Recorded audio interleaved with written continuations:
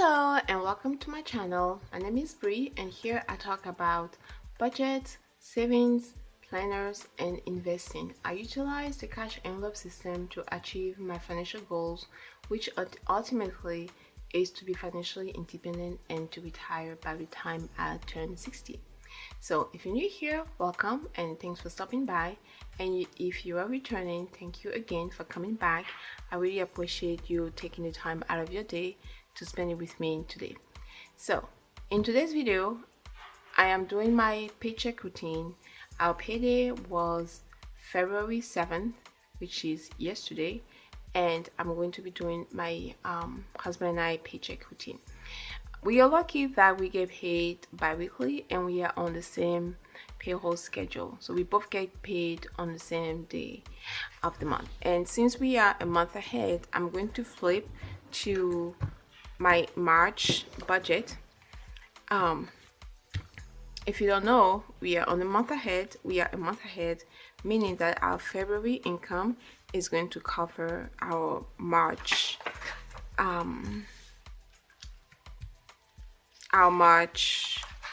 expenses.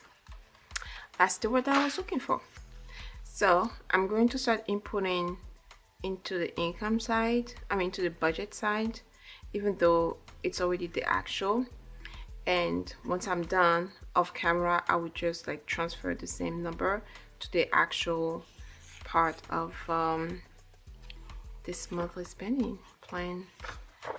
Okay, so I'm gonna just take this out and take the second one out and then work off of this. I may use February as a guide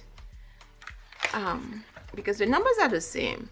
We are salaried and we get paid the same amount every time, so it doesn't really matter whether I use February or whether I use my Excel. It may be off, maybe there may be a variance or a difference of a penny or 2 pennies here and there, but yeah, it doesn't really change. Okay, so my husband's paycheck was $5,007.70, and then mine was $4,230.77. And even though we get paid bi-weekly, my husband's getting his bonus next week, so I'll come back and do a bonus paycheck routine. Okay, and the federal income tax, okay, his is $537. Okay, so $537.01.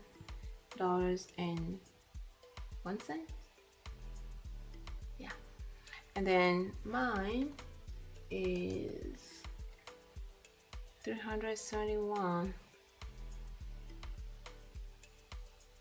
I don't know if you guys can hear that, but my daughter is losing her mind.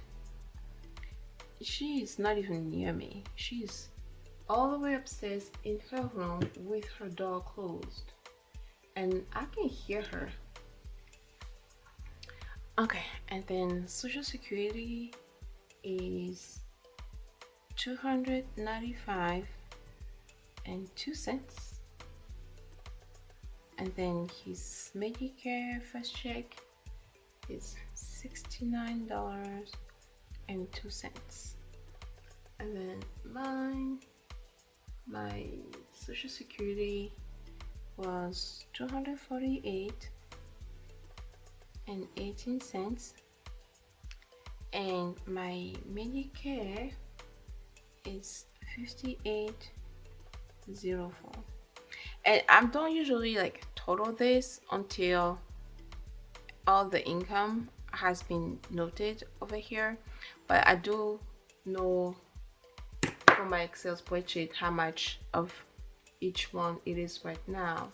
So right now this two is $9,300 no, 9,238 and 47 cents is the total income for the first paycheck. And then the total federal income tax is $908.96, and total for Social Security and Medicare is $670.26. And then we do get some Washington State payroll deduction, and his first paycheck had $60.42 withheld, and mine was $52.38 held. And then our health plan, his was $91, and then mine was $37.12. And then disability, I think this is long-term disability, is $24.04. And then next is our FSA. So if you go back to the Washington State deduction, right now the total for those two for the first paycheck is $112.80, and then the healthcare is $128.12, and this one's just $24.08. And then our FSA and HSA account, I get $60 withheld to go towards like FSA dependent care. Like summer camps, you can use FSA money, FSA dependent care, to pay for like summer camps, any sort of camps that the kids attend during any sort of breaks they have, whether it's like spring break, summer vacation, or mid-winter break. So you can use FSA dependent care to pay for that. And then my husband's HSA is $192.30, and then mine is $146.15, for a total for these three of $298.45.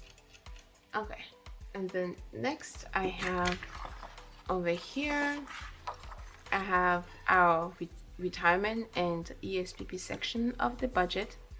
So my husband's contribution towards his 401k is $851.31, and then mine is $751. Why does this always happen? Maybe I need to change where it is on my spreadsheet.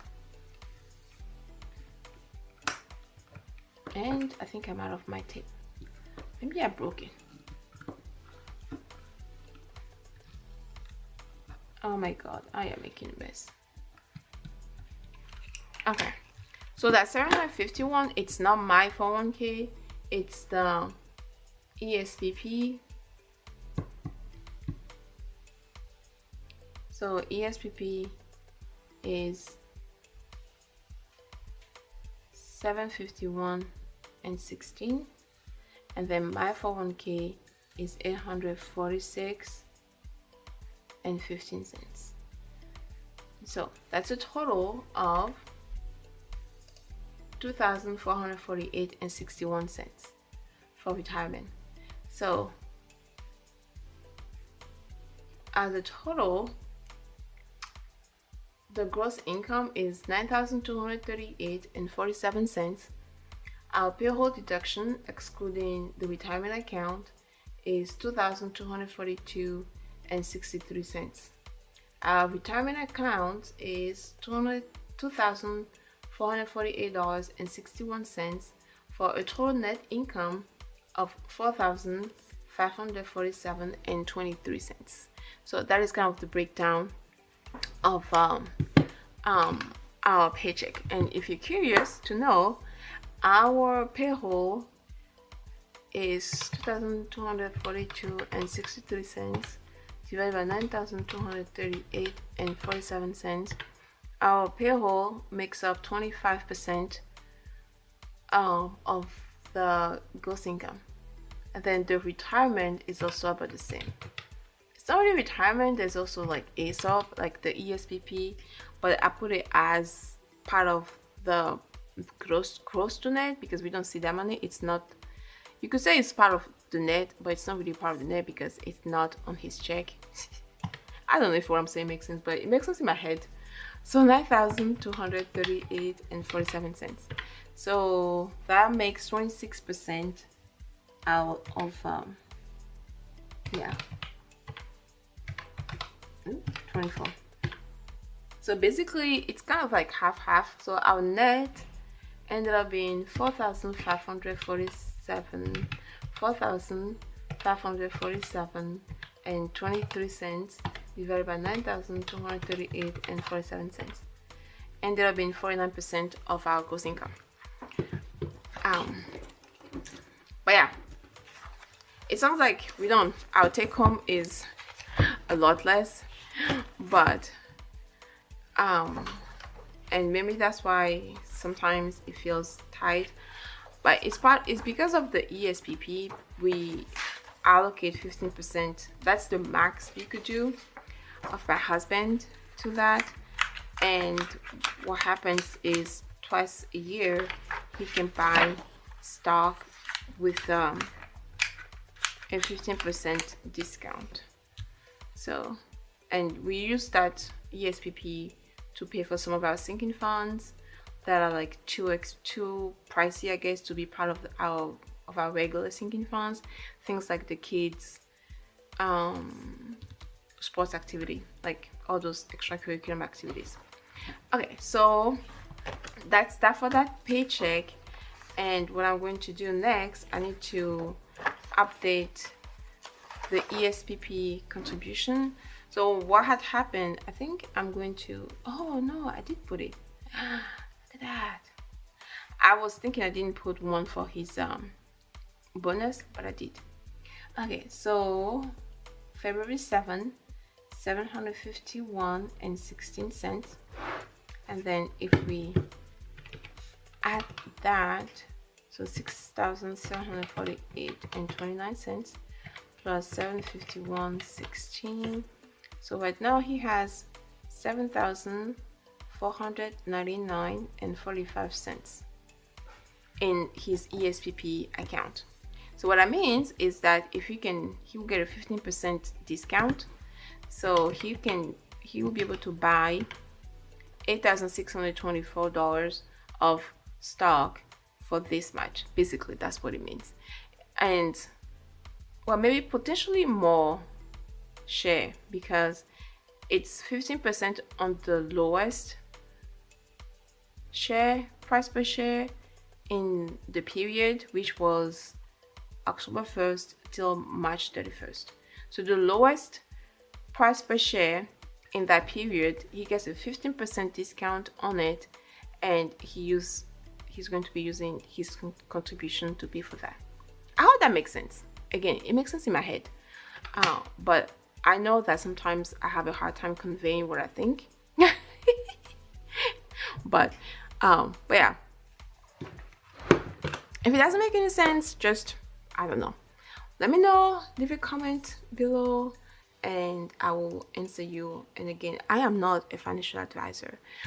This is what works for us. It's been working for us. It has been working for us since he started working for this particular company a few years ago, and it does help a lot.